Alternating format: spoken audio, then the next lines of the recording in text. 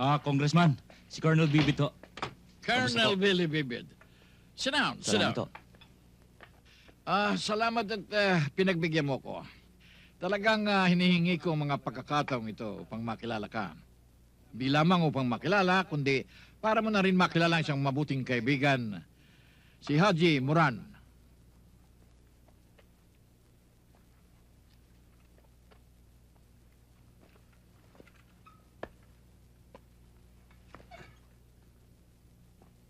Popular ang pangalan mo, Coronel. Lalo-lalo na sa Iloilo. Marami kang kaibigan. Marami ka rin kaaway. Totoo yun. At hanggang sa ngayon, kahit saan ako naroroon, kaaway ako ng mga sistemang iligal. Haji Moran, hindi na yata bago sa pandinig ko ang pangalang yan. Maaari, Coronel. Pero hindi ko ibig na maging magkaaway tayo. Ang ibig ko, maging magkaibigan tayo. Depende sa sitwasyon. Billy, ang ibig mangyari ni Haji, magkaintindihan kayo. For mutual benefit, ika nga. Alam mo, malaki ang negosyo ni Haji Moran.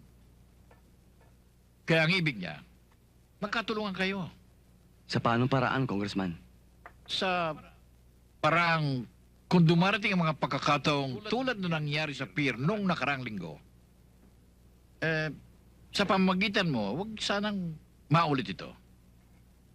Kung sa ganyang paraan, Congressman, hindi niyo ako maaasahan. Isipin mo mabuti, Coronel.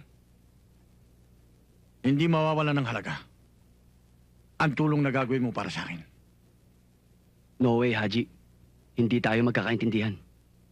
Sir, kung wala na kayong sasabihin, magpapaalam na ako.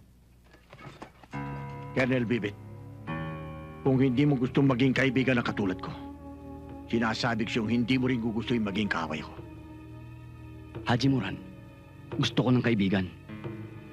Pero hindi ako natatakot magkaroon ng kaaway. Lalo na kung katulad mo.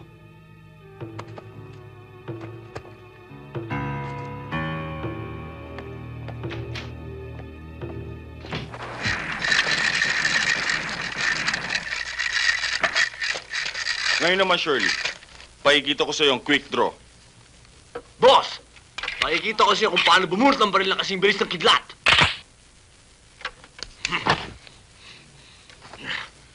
One! Go! Three! Bulot!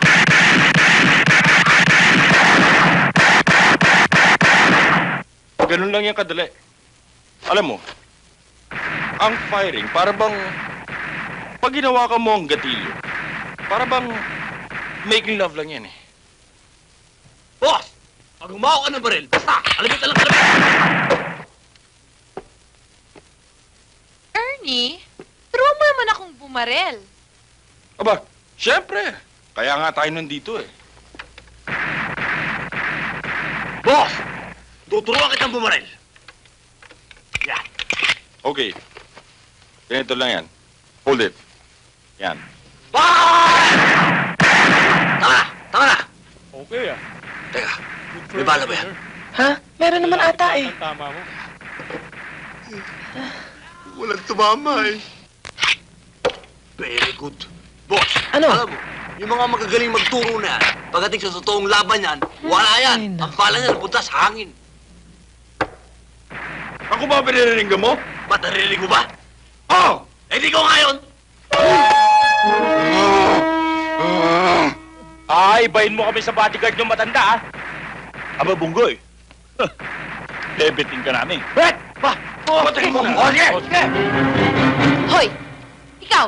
Anong ginagawa mo rito? Umas ka! Ba't ako alis? Ba't nabili mo ba to? Hindi ba to? Dito sa free country. Hindi! Pero ikaw, ha? Wala kang ginawa kundi kuluhin ako, sundan ako kung kahit saan ako pumunta, at ano ba? Shirley, huwag mo akong babanggain, ha? Babanggain kita. Eh di magbanggaan tayo! Nabanggaan na nga eh. Bonggoy? Bonggoy, relax ka lang. Ano, Shirley? Oh! Masyado mo malapit yan. Muntik na Ikaw natin mo nga ako! Bitiwan mo araw siya. Halika na. Mahirap makapag-usap sa isang taong mahirap umintindi. Halika na. Oo nga eh, at ang baho rito! Halika na. Teka, sandali! Amoy pulpura! Bonggoy, galit ka ba?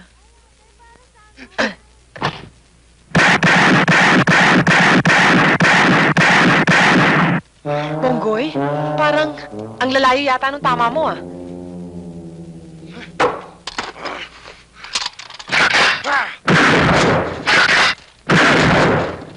Ano? Malayo pa ba? Dali!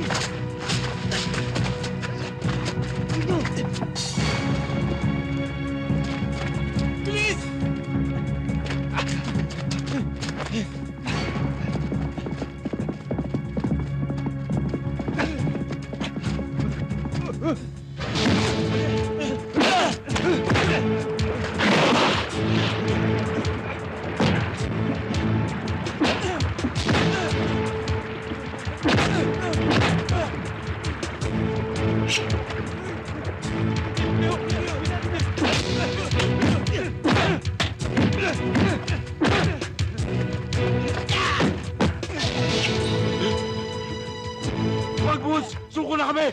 Suko na kami!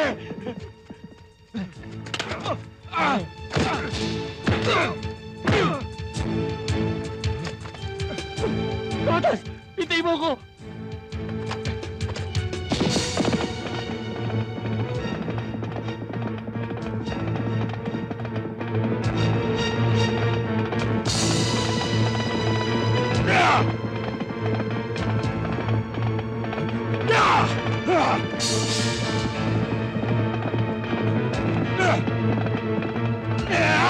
Ah!